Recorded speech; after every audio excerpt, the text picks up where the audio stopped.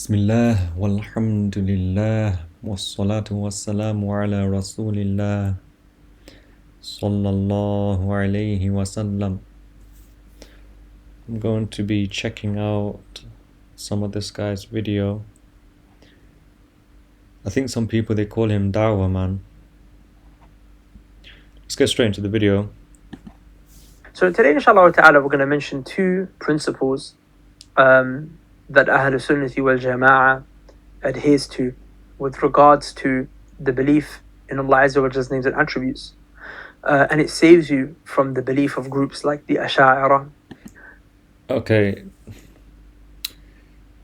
Ahlul Sunnati wal Jama'ah is, as is evident from the religious texts that talk about al-Jama'ah, it's evident that Ahlus Sunnati wal Jama'ah is the vast majority, as-sawadul a'zam, the vast majority of those who claim to be Muslims. So from all those people who claim to be Muslims, Ahlus Sunnah wal Jama'ah is the biggest group, and that's the group that the Prophet ﷺ orders to follow. And amongst them, some of them follow Imam al-Ash'ari in the creed, and some of them follow Imam al-Maturidi in the creed. And they both have the same creed, but different ways in expressing themselves, using different terminology, right? Now, if someone follows Imam al-Ash'ari or Imam al-Maturidi, that doesn't make him a deviant. The Muslims are not deviants. Well, let's carry on anyways. As we mentioned, that Ahlul Sunnah, there are three categories of people. There are those, when it comes to Allah Azza wa Jalla's names and attributes, there are those who negate Allah's attributes from the apparent. They negate them. Why? Because they say, if you affirm that Allah Azza wa Jalla loves, and if you affirm that Allah Azza wa Jalla has wisdom, if you affirm that Allah subhanahu wa ta'ala has X, Y, Z characteristic. Okay, so just a point to be made. The term love never came in the Quran for Allah. That's an English word. Technically, it wasn't revealed for Allah. I'm not talking about the term hub, which is an Arabic word. I'm talking about the term love. Just a point to be made. Described himself, then what you're doing is you're comparing him to the creation. This is anthropomorphism, they say. When you compare the creator to the creation. Because we humans also love, and we also have wisdom. The other extreme is the mushabbiha. These guys are called the mu'attila. They deny these names and attributes for Allah subhanahu wa ta'ala. And they have different ways. Some reinterpret them. They do ta'wil. Some...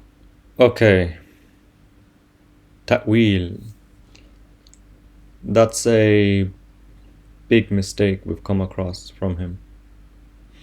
Basically, what he's saying is that if you make ta'wil, if you reinterpret one of the names of Allah, one of the attributes of Allah subhanahu wa ta'ala, and give it a meaning other than the apparent meaning, then you deny the attribute itself. You deny the actual attribute. This is a claim that the so-called Salafis make. The literalists, those who say that you have to take everything literally in the Quran. And this claim, it leads to contradictions. Let's see how. Let's give an example.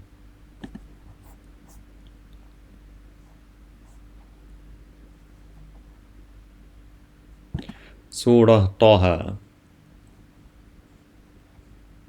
verse فأعوذ بالله من الشيطان الرجيم بسم الله الرحمن الرحيم الرحمن على العرش استوى. Now, this verse, if taken literally, the literal meaning, not the actual meaning, no. The literal meaning is Ar-Rahman, which is Allah, ala al-arsh istawa, upon the ceiling of paradise, istawa. Istawa in the Arabic language has 15 meanings. But the apparent meaning is to sit or to be established. That's the apparent meaning. So if someone was to take this verse literally and not make ta'wil and not reinterpret it and give it a befitting meaning, then he would be attributing a direction to Allah, a particular direction. Now, if we look at another verse,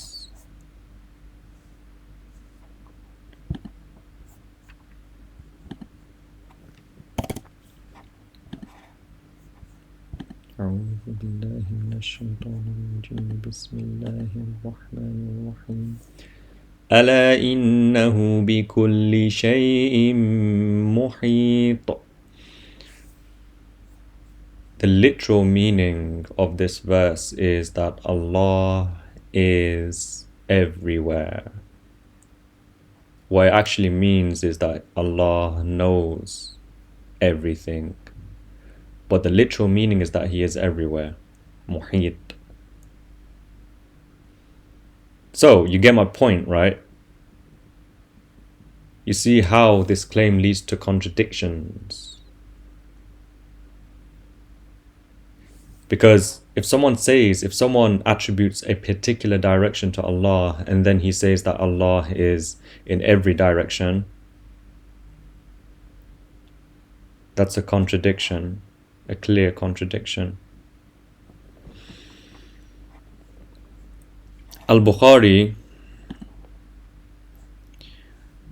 who is from the period of the Salaf, in his Sahih, in the chapter Tafsirul Quran, regarding Surah Al-Qasas, verse 88,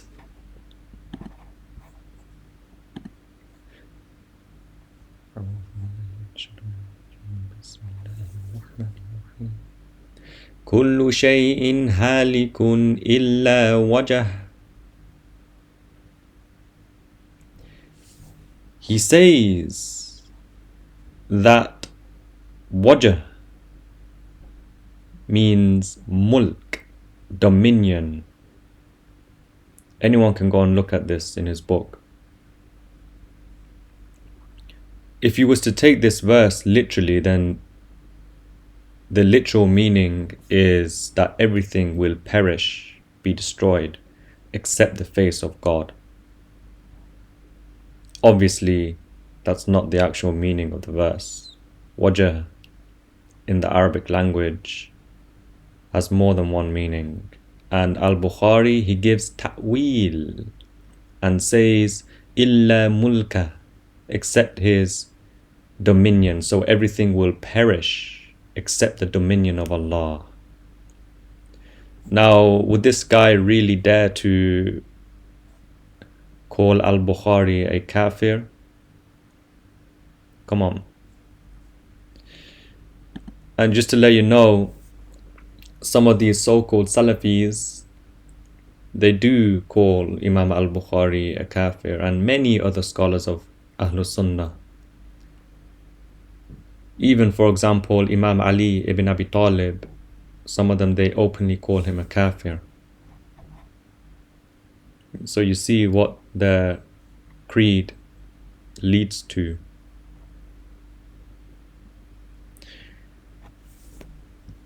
Imam At-Tahawi, one of the great scholars of Islam, followed by Muslims all the way around the world. He wrote a book called Al-Aqidah At-Tahawiyah, the Creed of At-Tahawi, his belief, the belief of At-Tahawi. And within this book he says that this is the belief of all the Muslims. And he says, Ta'ala anil hudud, Allah is supremely clear of all boundaries. If you was to take this verse literally and say Allah is above the arsh, then you would be attributing a limit to Allah, a boundary. Because if he was above it, then he would be bigger than it, the same size, or smaller. He would have a boundary. At-Tahawi, he says, Ta'ala anil hudud, Allah is supremely clear of all boundaries. Wal ghayat, and all extremes. Wal arkan, and all sides. So he doesn't have an above side or a below side or a left, right, in front or behind. Wal a'da, and all organs like face, hands, etc.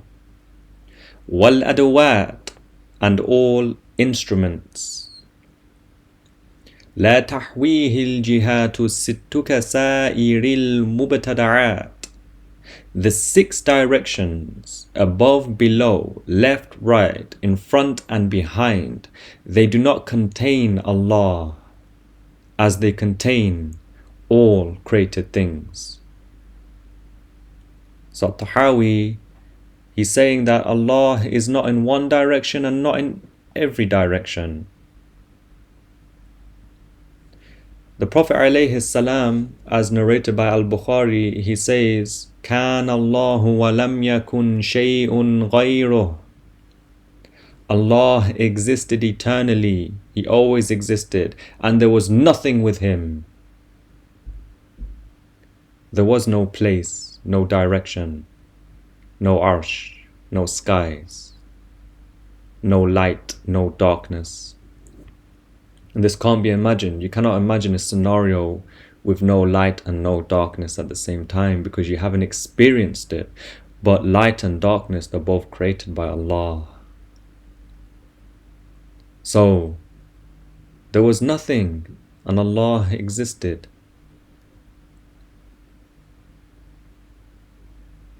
And so, obviously Allah Ta'ala existed without being in a place, without being above the arsh,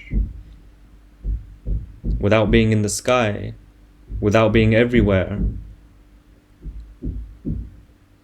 So He now exists as He was. Allah Ta'ala does not change. This is the belief of the Muslims, that God does not change.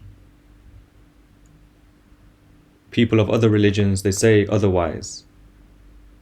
But the Muslims, they say that Allah doesn't change. We know that Allah exists. The scholars, they mention that the biggest sign that God exists is the change in the creation.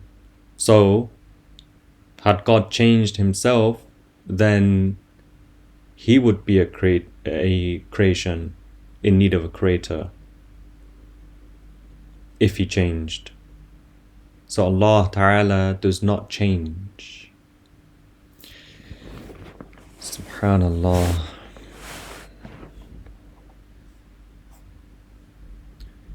You know, it's a shame,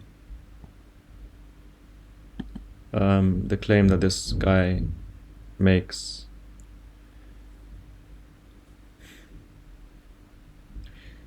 You need to be very careful who you take your knowledge from. Very careful. Because you can see that his claim, it leads to contradictions. It leads to attributing a place to Allah, attributing organs to Him, likening Him to the creation. When we say Subhanallah, it means that there is nothing like Allah. There's nothing similar to Him.